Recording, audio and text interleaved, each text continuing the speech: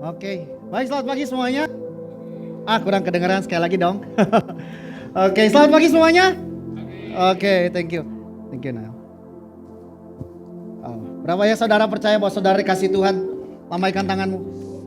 Yang bilang kiri kanannya, kamu juga dikasih Tuhan. Berapa ya saudara bersyukur kalau hari ini saudara masih bernafas. Sama seperti baju Paul tadi. Berdetak. Mana baju Paul? Berdetak. Itu produk Vide ya? Betul ya, Will? Oh, saya yang bikinnya. Wah, itu semua karena Tuhan masih belum beres dengan hidup saudara, amin. Tuhan masih mau lakukan sesuatu lewat hidup saudara, amin. Amin. Saya percaya alasan kenapa hari ini saudara ada di tempat ini karena Tuhan mengasihi kita. Yang percaya katakan amin. Saya bersyukur pagi hari ini saya boleh kembali mendapat ruang dan kesempatan waktu Coach minta Vin tanggal 19 Februari. Bolehkah Kelvin berbagi tentang Man of Love? Seperti kita ketahui di bulan Februari ini kita akan belajar banyak mengenai sebuah topik. Yang saya percaya topik ini adalah topik yang sangatlah mendasar, topik yang sangatlah basic, topik yang semestinya kita tinggal dan hidup di dalam topik ini. Kita akan bicara banyak mengenai Man of Love. Kita akan bicara banyak mengenai kasih. Sebelum kita bicara hal lain dalam kehidupan, sebelum kita bicara banyak virtues lain dalam kehidupan, baiklah kita mengerti dan memahami sebuah basic dalam kehidupan, yaitu bicara tentang kasih. Seperti kita tahu kita akan menghadapi tahun-tahun ke depan yang semakin lama bukan semakin gampang. Mulai ada yang mengalami tahun depan makin gak mudah.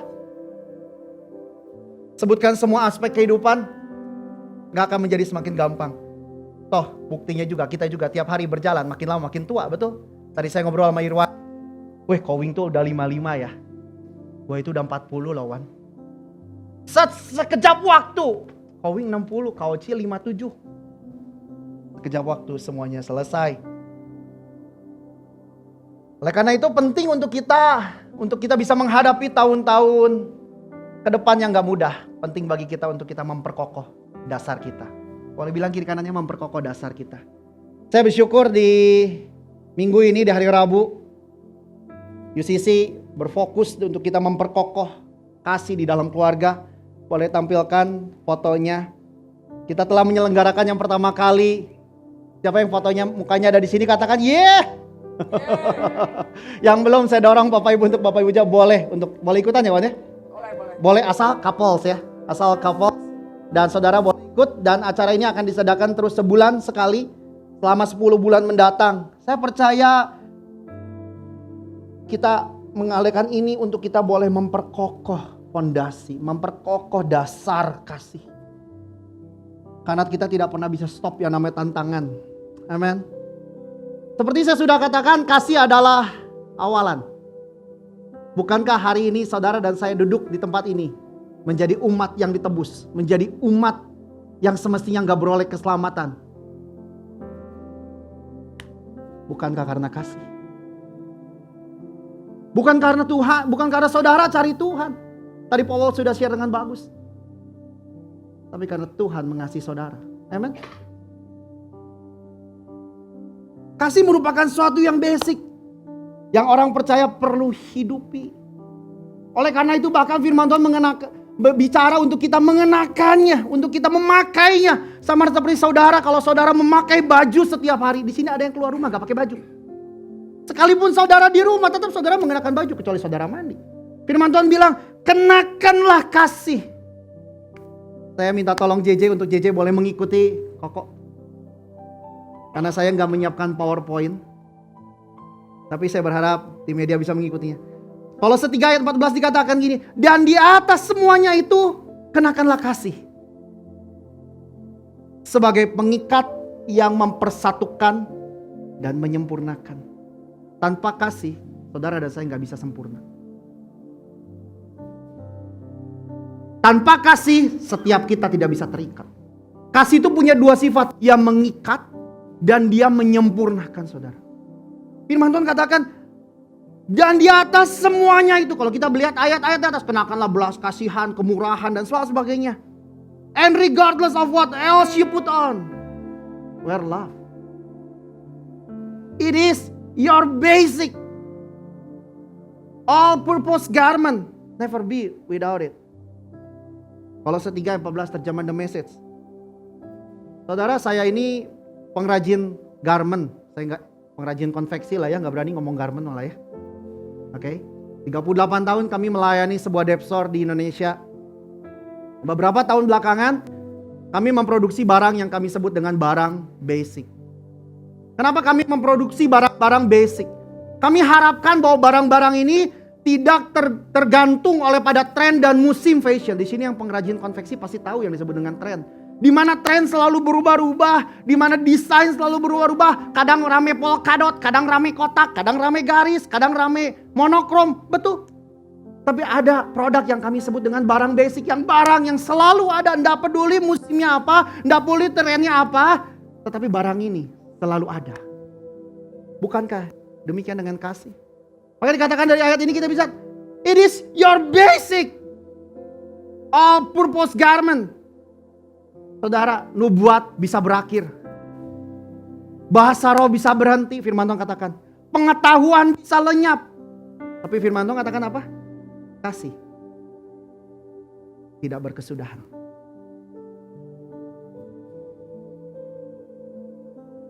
Demikianlah tinggal ketiga hal ini.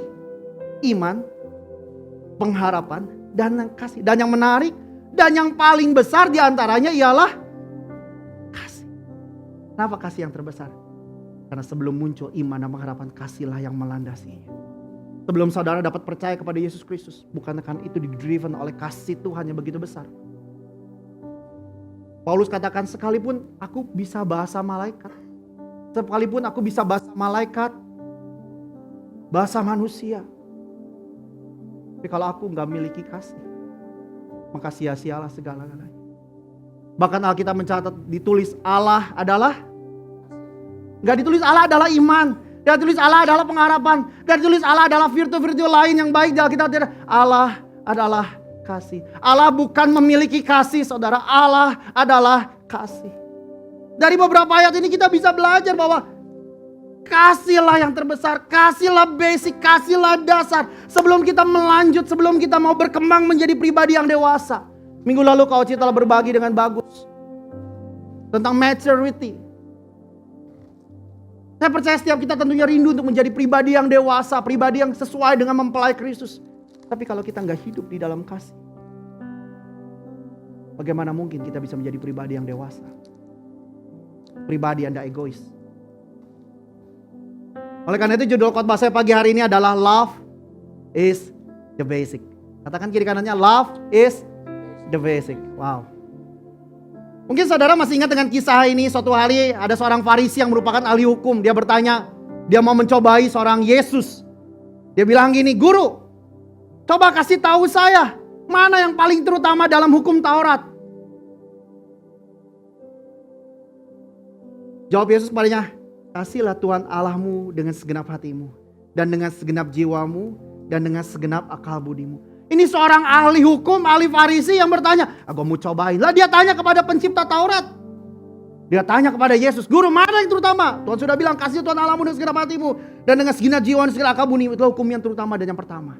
Dan hukum yang kedua yang sama dengan itu ialah kasihlah sesamamu manusia seperti dirimu sendiri. Pada kedua hukum inilah tergantung seluruh hukum Taurat dan kitab para nabi. Intisari daripada perjanjian lama.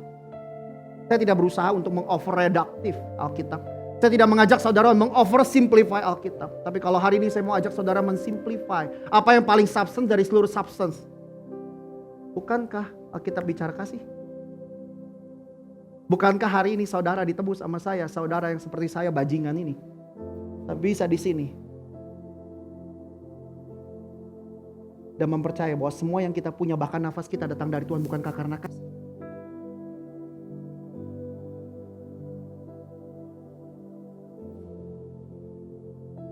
Oleh karena itu penting bagi kita untuk kita tinggal dan hidup di dalam kasih. Mari saya ajak saudara lihat ayat yang tadi dan saya mau highlight bagian yang mengasihi diri sendiri sama seperti diri sendiri. Tidak ada satupun manusia yang dapat melakukan hukum Taurat, saudara. Siapa yang sanggup mengasihi Tuhan dengan jiwa, dengan segenap hati, dengan segenap pikirannya? Yesus tahu dia bicara dengan siapa. Jadi kalau baca Alkitab, baca konteks keseluruhannya, saudara. Akan berbeda perbincangan Yesus waktu Yesus bicara dengan murid-murid. Nanti saya akan buktikan. Yesus bicara dengan ahli Farisi. Lalu nanya gue tentang hukum Taurat nih, gue kasih tahu ya intinya nih. Pertanyaannya, bisakah kita mengasihi? Bisakah kita melakukannya? Saya sungguh berdoa dalam menit-menit depan Roh Kudus cengkram hati saudara. Ya, kalau saudara, Tuhan bicara dalam hati saudara, jangan keraskan hati saudara.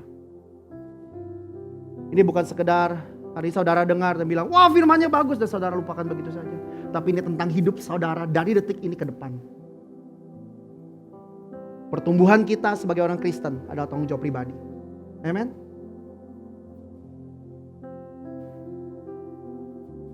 Kasihlah sesamamu sama seperti kamu mengasihi diri sendiri. Waktu saya coba renungkan ayat ini, poros daripada statement ini adalah hukum Taurat.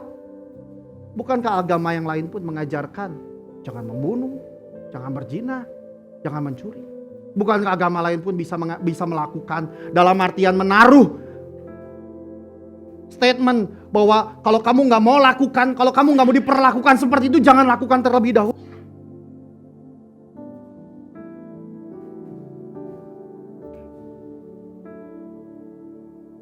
Segala sesuatu yang kamu inginkan orang lakukan kepadamu, demikian juga harus kamu lakukan kepada mereka. Bukankah itu makna dari hukum dan kitab para nabi?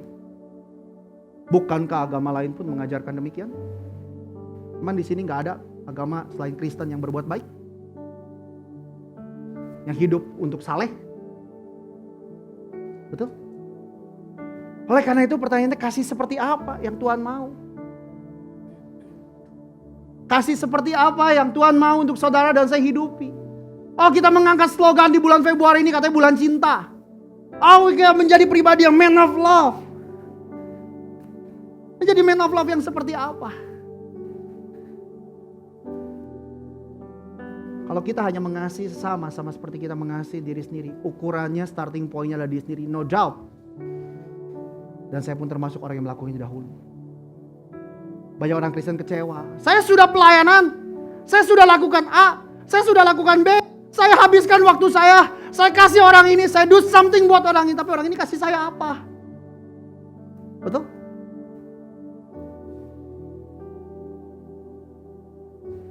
No doubt. Banyak orang kecewa setelah melakukan banyak kebaikan. Saya nggak lagi bilang bahwa ini nggak penting. Yakobus bilang gini, akan tetapi jikalau kamu menjalankan hukum utama yang tertulis dalam kitab suci, kasihlah sesamamu manusia seperti dirimu sendiri, dikatakan kamu berbuat baik. Penting gak? Penting. Tapi takarannya gak cukup sampai sini. Kasih, kebuatan baik akan memampukan kita menghadirkan kebaikan dalam kita, tapi gak cukup, saudara. Kemampuan kita menempatkan kaki kita di sepatu orang lain untuk merasakan apa yang orang lain rasa adalah kasih yang level minimum. Kasih yang non-believers pun bisa melakukannya. Yesus mengerti ini. Oleh karena itu Yesus memperbaharui perintahnya. Interesting, right?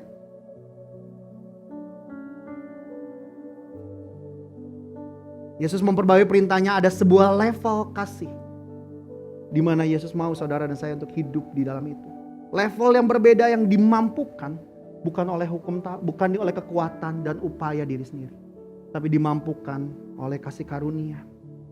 Di malam sebelum klimaks dari seluruh pelayanan Yesus, di malam sebelum Yesus disalib, ada sebuah perintah yang baru.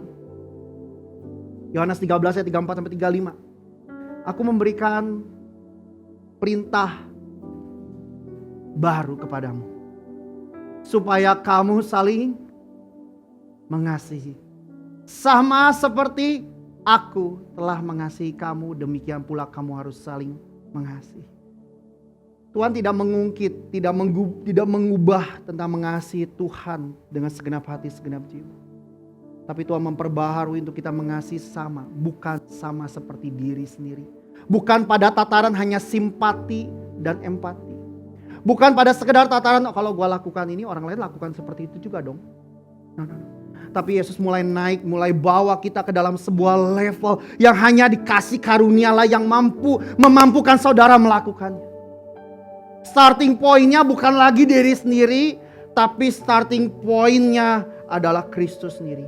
Kalau dulu perintah yang lama tolak ukurnya, dorongannya adalah diri sendiri. Saya percaya semua orang tua di bumi ini mengajarkan kebaikan terhadap anak-anaknya. Ada yang bilang, Vincent, pukul Warren, pukul. Dari lahir nggak ada. Sekalipun bukan orang Kristen. Betul?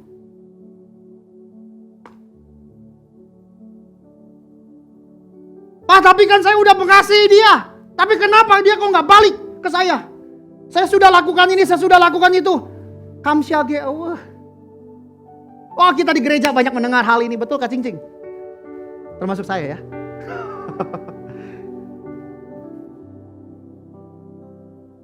Kalau jadi standar mengasihi sesama bukan berdasar pada standar diri. Kalau saya lakukan ini, kamu juga lakukan dong. No. Tapi melainkan dari standar Allah yang merupakan kasih agape.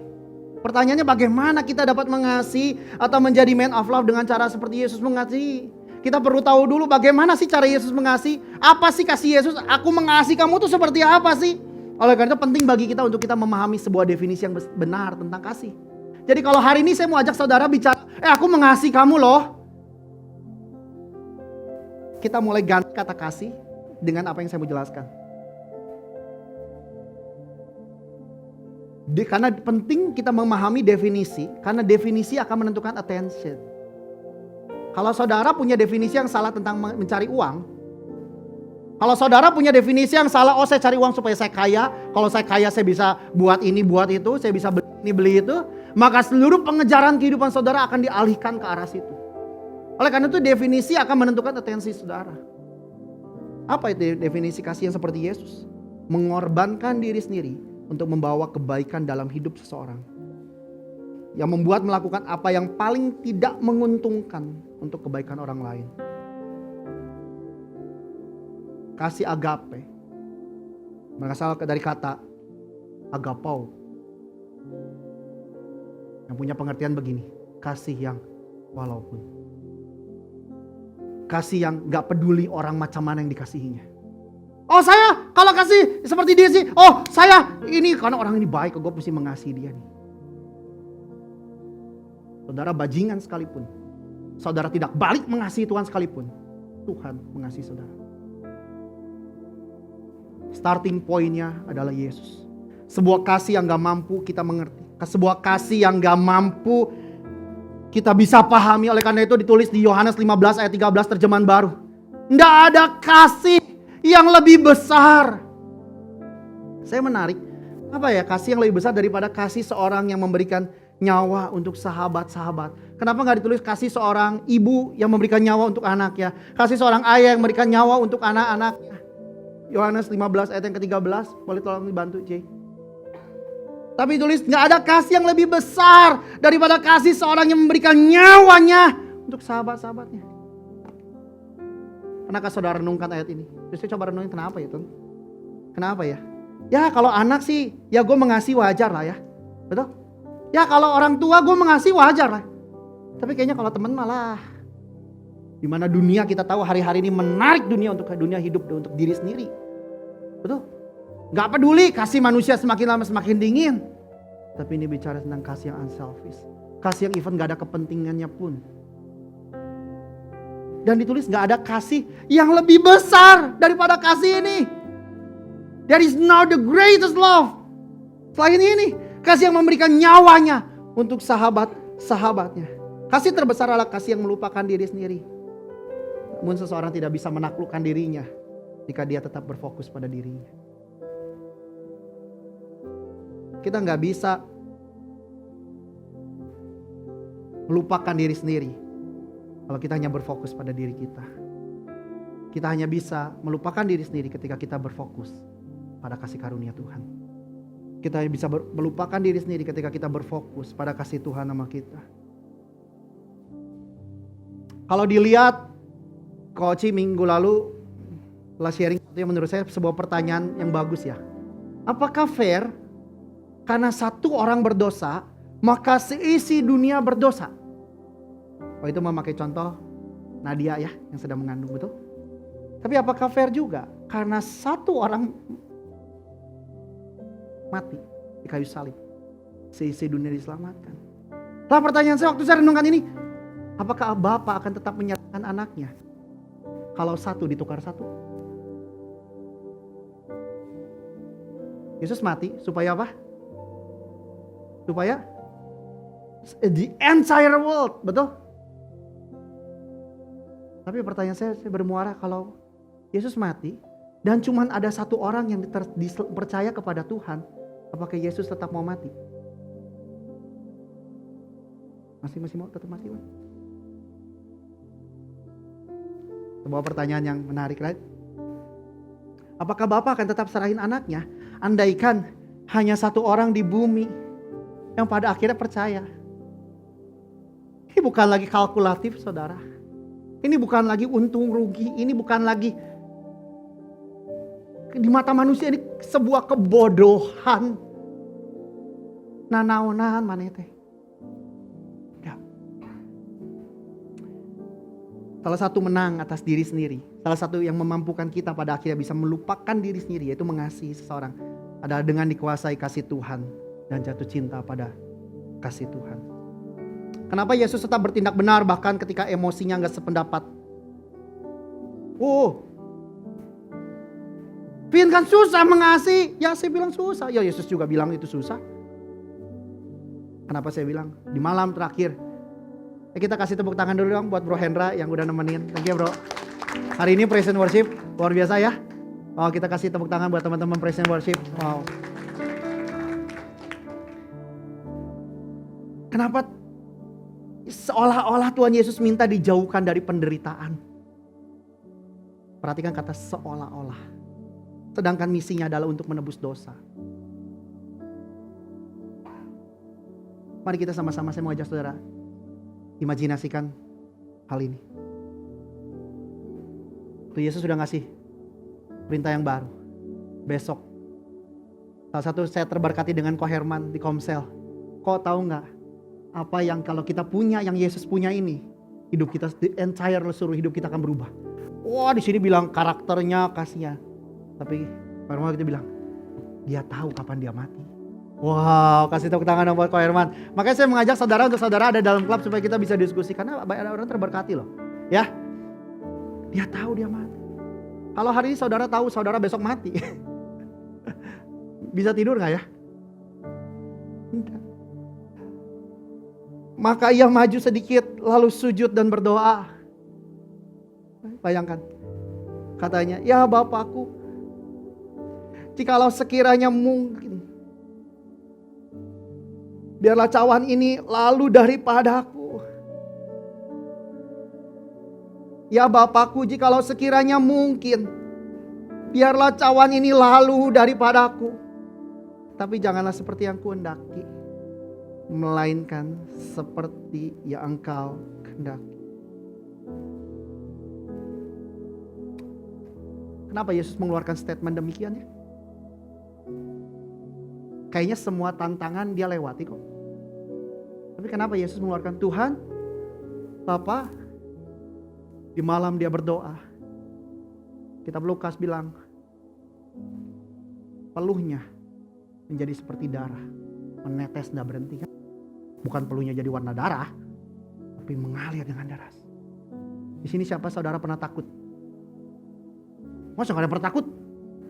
Hah? Ada yang pernah ketakutan sampai keringet keluar menetes sampai kayak wah nggak berhenti kalau darah dibeset keluar darah ngocor? Pernah? Pernah? Pernah takut semua? Yesus bilang takut. Apa sih yang Yesus takut? Apa sih yang Yesus bilang kalau boleh, kenapa statement ini keluar dari perkataan dari bibirnya?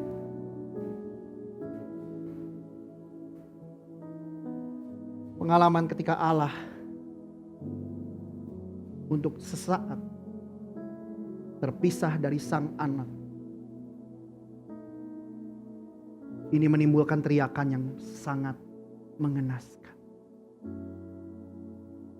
Renungkan baik-baik. Yesus menjerit di akhir detik-detik kehidupannya. Hanya untuk bajingan seperti saudara dan saya.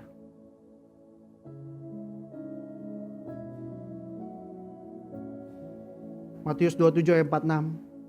Kira-kira jam 3. Saya kalau baca ini gak kuat saudara. Momen peristiwa Getsemani selalu mengkalibrasi kehidupan saya.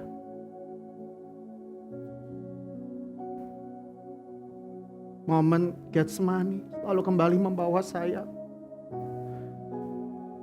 untuk saya lupain diri saya. Kira-kira jam 3 berserulah Yesus dengan suara nyaring. Eli, Eli, lama sabachthani. Artinya Allah, Allahku, mengapa engkau meninggalkan aku? Dalam bahasa Aram, Bapak, kenapa engkau tinggalin aku? Apakah Yesus takut dengan siksaannya? Apakah Yesus takut dengan cambukannya? Apakah Yesus mengorbankan yang paling berharga di dalam hidupnya? Kemanunggalannya dengan Bapa. Saya selalu baca, lalu renungkan ayat ini. Saya bisa rasa bagaimana perasaannya Tuhan. Bagaimana perasaan seperti kalau anak saya bangun subuh-subuh, kamarnya ya berpaut berapa meter gitu ya. Dan dia menjerit, "Pah!" Bagi bapak yang sudah punya anak akan bisa merasa apa yang saya rasa. Getir suaranya.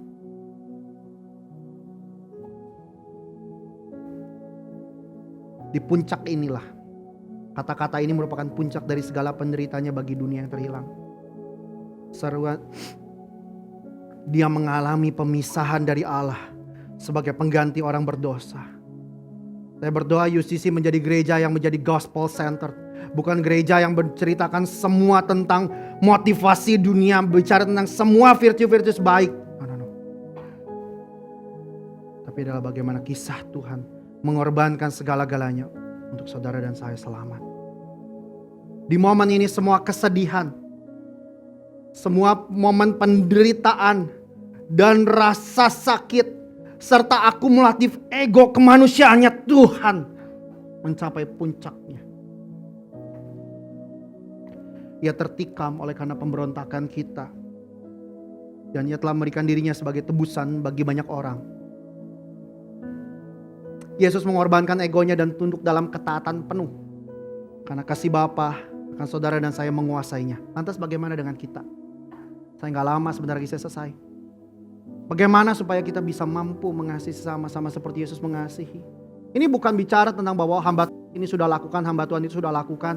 Oh kayaknya yang ini udah, yang ini saya belum. No.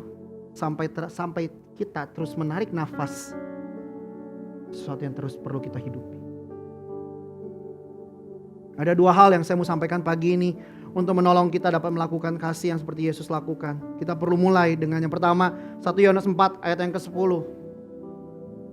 Kalau ayat bicara kasih, ya ayat ini adalah the mother of the verse.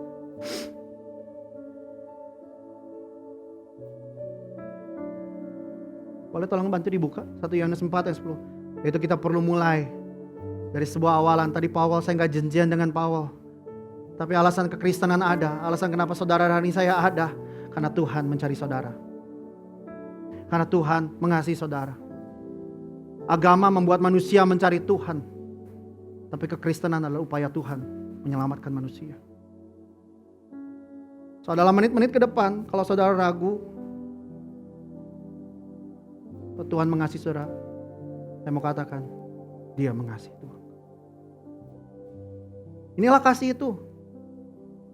Bukan kita yang mengasihi Allah, tetapi Allah yang telah mengasihi kita. Inilah fakta absolut yang tidak bisa digeser oleh apapun. Dia yang telah mengutus anaknya sebagai pendamaian bagi dosa-dosa kita. Jangan pernah sogok Tuhan dengan prestasi kehidupan kita, saudara.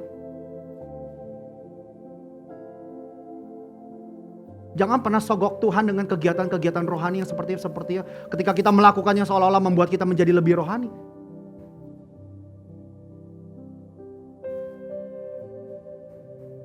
Mau kita merenungkan firman sepanjang malam, mau kita sepertinya seolah-olah wah kita sudah lakukan segala hal, tidak menambahi atau mengurangi kasih Tuhan dalam hidup kita. Atau kalau dalam menit-menit yang lalu bahkan saudara berbuat dosa, Tuhan tetap mengasihi saudara.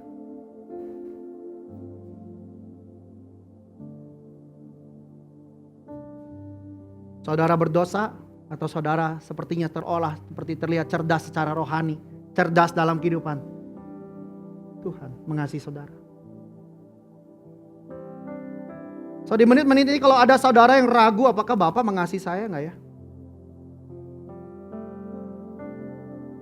Atau sepertinya dalam seperti menit ke depan saudara berpikir saya lakukan ini supaya saya dikasihi Tuhan. Saya mau kasih tahu. Saudara lakukan semuanya karena Tuhan terlebih dulu mengasihi saudara. Kalau kita mulai dari starting pointnya Jesus. Kalau kita mulai starting pointnya dari Yesus. Saya percaya kita akan mampu mengasihi Tuhan. Kita akan mampu melakukan apa yang menjadi perintahnya. Kita akan mampu mengasihi sesama, amin. Karena starting pointnya bukan lagi diri kita. Zaman perjanjian lama Tuhan itu ada di luar kita, setuju? Tapi setelah karya salib, setelah tumbal dosa, Yesus bertahta dan berkuasa dalam hati kita. Yang memampukan saudara untuk melakukan, yang membuat kuknya enggak menjadi berat, adalah kasih karunia Tuhan. Bukan lagi upaya, bukan lagi starting pointnya diri sendiri. Oleh karena itu penting sekali untuk kita bisa memulai dari dengan sebuah awalan, sebuah landasan, sebuah keyakinan bahwa kita dikasihi Tuhan. Supaya kita pada akhirnya bisa nyanyi, aku kasihi kau dengan kasih Tuhan. Terus gimana? Ku kau dengan kasih Tuhan. Betul? Kulihat di matamu, matamu ya, wajahmu terus kemuliaan Tuhan. Ku kasih kau dengan kasih Tuhan. Aku mengasihi kau dengan kasih yang walaupun mudah ngatainnya saudara, menghayatinya. Kalau saudara gak duduk, tinggal, tenang, berlutut, merenungkan kasih Tuhan terlebih dahulu saudara. Saya berdoa dalam minggu-minggu ini, seminggu ini saya sungguh Tuhan, saya bagian apa ya Tuhan ya? Gak mudah. Kita gak akan mengasihi Tuhan dan sama kalau tidak dimulai dari sebuah awalan, kesadaran, keyakinan bahwa kita dikasihi oleh Tuhan. 1 Yohanes 4 ayat 19. Bawa pegang perintah ini. Kasih sesama bukan dengan upayamu ya. Ya. 1 Yohanes 4 ayat 19.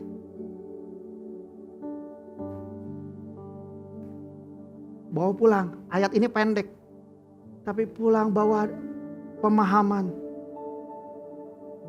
Inilah why we do what we do. Inilah semestinya menjadi alasan kenapa kita lakukan apa yang kita lakukan.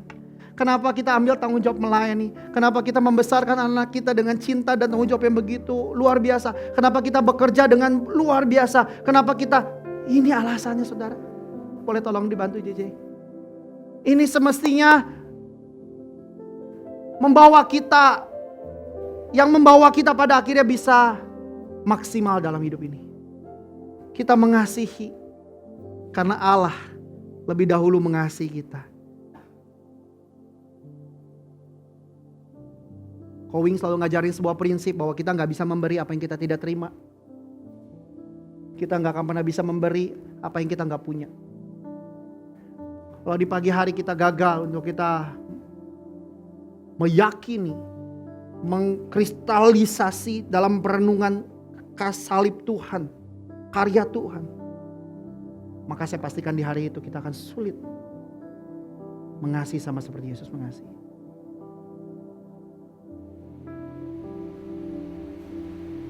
Baca sama-sama yuk.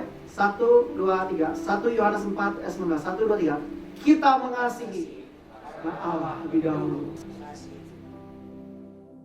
Sentral dari perjanjian baru bukan lagi diri kita, tapi adalah Yesus Kristus Tuhan. Saya minta musisi boleh bantu saya naik ke depan. Saya bilang sama Irwan, kan hari ini saya gak panjang firmannya. Karena topiknya mendasar kok. Topik yang udah kita sering dengar dari zaman dulu.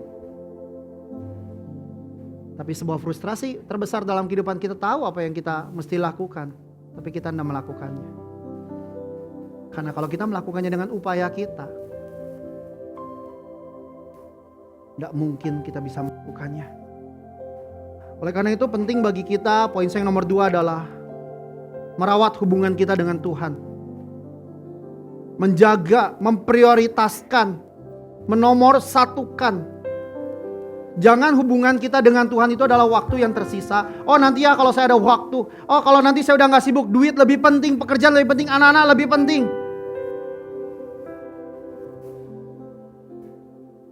Saya kasih tahu gak ada akan pernah waktu yang datang dalam hidup saudara. Tapi sebagai seorang kita bisa memilih. Seorang coach juga hamba Tuhan yang cukup terkenal di Indonesia. Beliau pernah memimpin 900 leaders. Dan gerejanya memiliki belasan ribu jemaat. Satu kali pernah berkata sama saya bahwa Kelvin, pada dasarnya manusia itu adalah pelupa. Oleh karena itu Yesus bilang bahwa setiap kali kamu melakukan perjamuan kudus, ingatlah. Ada sebuah kemampuan karunia untuk kita mengingat. Karena pada dasarnya manusia adalah pelupa. Mungkin perihal eksternal, keluarga, pekerjaan. Tidak selamanya hidup kita baik. Tidak selamanya hari-hari kita baik. Tidak selamanya cuan itu datang. Ada kalanya kita rugi. Ada kalanya kita cemas, ada rasanya kita khawatir. Aduh rasanya kita sepertinya besok sibuk banget. Aduh kok mesti mulai dari mana? Kalau kita gak mengingatkan diri kita dengan yang terutama, yang paling utama. Oleh karena itu, karena manusia itu pelupa, kita perlu mengingatkan diri kita. Setuju? Yesus beri teladan kok dalam hal ini. Lukas 5 ayat yang ke-16. But Jesus would often go away from the crowd to pray in a quiet place. Dikatakan ada sebuah kata yang sangat menarik di situ. Ada kata apa saudara? Kata often. Often artinya sekali-kali. Hah? Seperti biasa dilakukan Yesus. Yesus memberikan teladan bagaimana dia menunjukkan keengganannya berpisah dalam kasih Bapa, dalam hadirat Bapa. Saya percaya Yesus tidak hanya dia datang dan dia ngadu sama Bapaknya. Saya bilang kepada beberapa orang di tempat ini bahwa ya saya percaya merenungkan firman itu baik. Saya percaya bahwa melakukan firman itu baik. Saya percaya, tetapi tidak cukup. Ada kalanya kita cuma perlu duduk diam di hadapan Tuhan. Salah satu kemewahan yang terbesar kita sebagai umat manusia dapat privilege sebagai anak yang dikasih Tuhan adalah waktu kita berdiam diri dan menikmati hadirat Tuhan. Waktu kita duduk diam. Dan waktu Tuhan jamah. Setiap kali saudara buat dosa, tahu nih kasih Tuhan kayak gini nih. Setiap kali saudara buat dosa, waktu saudara minta ampun, every time kasihnya sentuh saudara.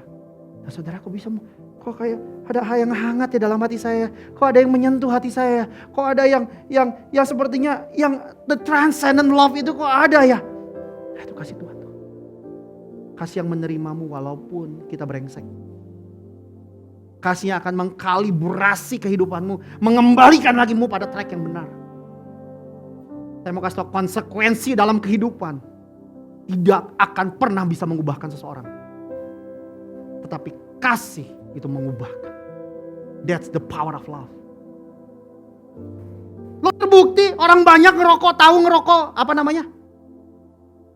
Sakit paru-paru dan sebagainya. Orang tahu kok kalau gua narkoba, hidup gua begini kok. Tapi kok gak berubah? Atau kita perlu dulu dengan ancaman, oh kalau gak lu ngelakuin ini besok mati. Ada. Tapi seringkali waktu kita tanya, kenapa sih kamu mau berubah? Karena saya mengasihi istri dan anak saya. Saya mau lihat anak-anak saya nanti kelak menikah, betul? Waktu sesuatu diproduksi dari cinta, dalam secara biologis itu akan menghasilkan hormon yang namanya bukan dopamin, bukan endorfin. Ada 4 hormon kebahagiaan. Tapi ada satu jenis hormon yang hanya dihasilkan dari hormon yang dari sebuah perbuatan mengasihi. Itu hormon apa? Ada yang tahu saudara? Oksitosin. Hormon ini keluar ketika seorang ibu menyusui anaknya. Saya enggak tahu, saya belum pernah menyusui, saudara. Tapi kalau izinkan saya bertanya kepada ibu-ibu yang mungkin sini sedang hamil atau sudah pernah hamil. Menyusui itu enak gitu? Maaf kata, saya sedang punya guguk yang sedang menyusui. Saya lihatnya aja, aduh kasihan pisan. Tapi kenapa ya? Sakit, terus dilakuin. Kenapa ya? Yesus mau mati. Waktu dia udah naik, itu naik roller coaster gak bisa berhenti. Saya kalau naik roller coaster, saudara, begitu naik takut kan? Begitu udah duduk, ceklek. Alamhu alam. Udah gak bisa buat apa-apa. Sama Yesus pun dia naik kayu salib. Ketaatannya buat dia berserah penuh. Itu oksitosin, saudara. Oksitosin. Dan luar biasanya hormon itu muncul di dalam hidup saudara. Nanti suatu kali waktu saya bisa jelaskan apa dopamin, apa endorfin, dan satu lagi serotonin ya kalau nggak salah. Serotonin itu 4 hormon kebahagiaan, ada 4 hormon juga yang menghancurkan, kortisol dan sebagainya. Oke, soalnya itu penting bagi kita untuk kita merawat hubungan kita dengan Tuhan. Saya tutup dengan sebuah kisah Daniel. Saya sering khotbahkan hal ini dan selalu menjadi favorit buat saya karena sekali lagi hubungan keintiman dengan Tuhan itu perlu menjadi dasar kita ya. Demi didengar Daniel bahwa surat perintah itu telah dibuat. Perintah apa? Kalau orang yang nyembah Tuhan masukin ke kandang singa, betul? Si menteri-menterinya ya. Si rajanya mah dari kalau baca perikop ini deg-degan, ini Daniel jadi gak dicaplok singa gitu kan. Ditulis gini, pergilah ia ke rumahnya, dalam kamar atasnya ada tingkap-tingkap yang terbuka ke arah Yerusalem.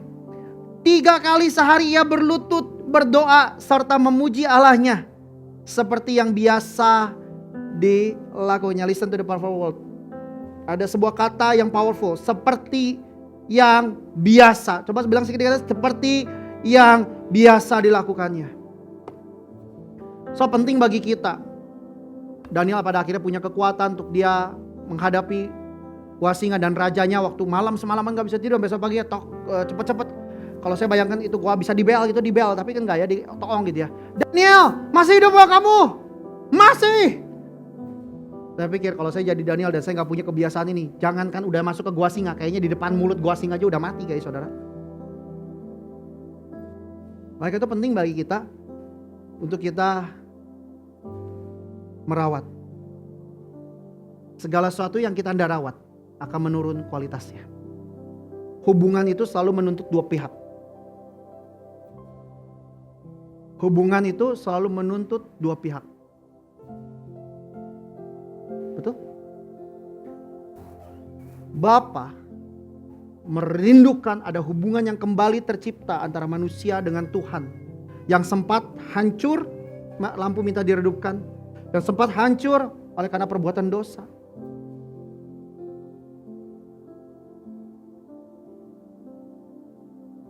Lalu Allah mengambil sebuah sikap. Yang pertama di perjanjian lama kita bisa tahu, bukan Adam yang duluan yang cari Tuhan. Bukan Adam yang duluan, Bapak, aduh sorry Tuhan, Bapak aku sudah buat dosa Tuhan, no. Tapi Adam, hai Adam, di manakah engkau Adam? Dari situ kita bisa lihat bagaimana inisiatif Bapa pertama kali. Dan gak hanya itu, Allah menyusun sebuah strategi penyelamatan yang terbesar yang pernah mungkin saudara gak sanggup pikirkan. Itu penyelamatan saudara dan saya. Dia kasih anaknya, dia rela berpisah dengan anaknya supaya hubungan kembali bertemu. Tirai suci terbelah jadi 2 supaya tidak ada lagi pembatas antara saudara dengan Tuhan.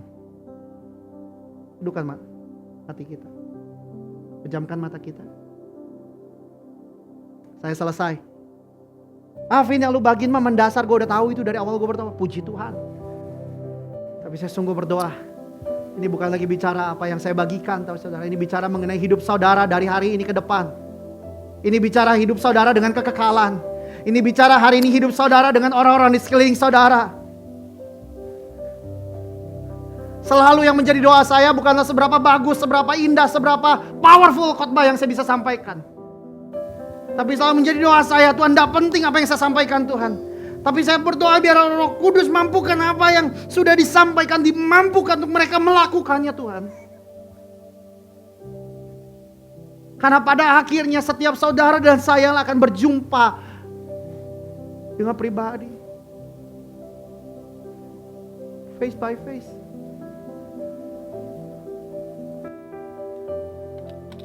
Toh kalau ini saudara mau ambil tanggung jawab untuk hidup saudara. Bukan karena apa yang telah saya sampaikan.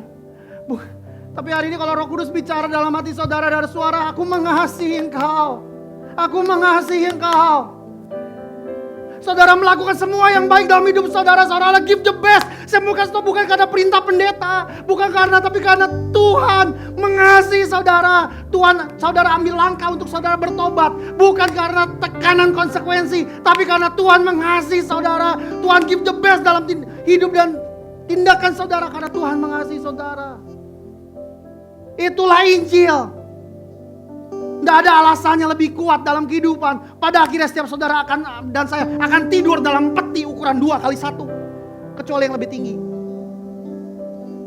Betul. Pada akhirnya tidak ada lagi nama Kelvin. Tidak ada lagi nama Irwan. Pada akhirnya hanya kita yang akan bertemu dengan pencipta kita.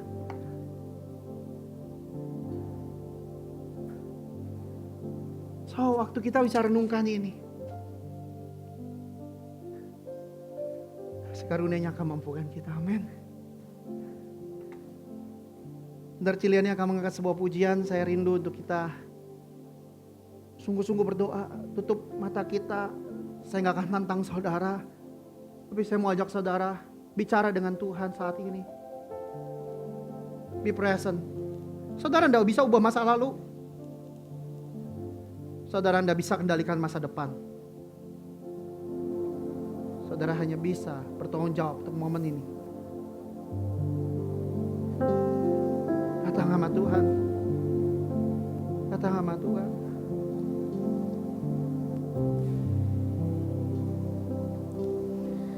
Sekalipun semuanya pergi menjauh dariku,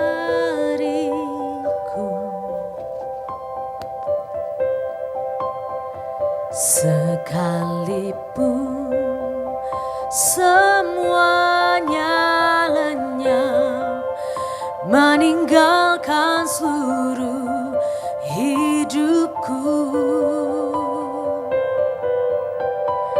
namun tetap kau bersamaku,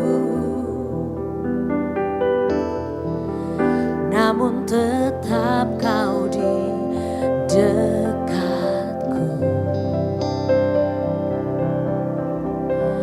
menyatakan kasih sayangmu, menerimaku apa adanya.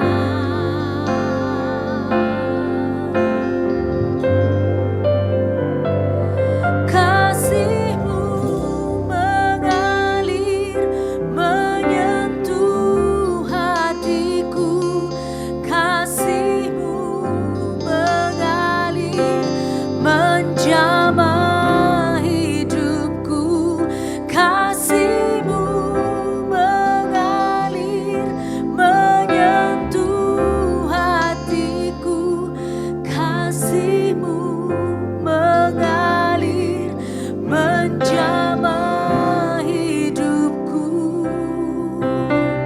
Selain kasih-Mu Yesusku, tiada kasih seperti kasih. Kita angkat pujian ini dari awal. Oh, amin. Kasih-Mu mengalir menyentuh hatiku, kasih-Mu mengalir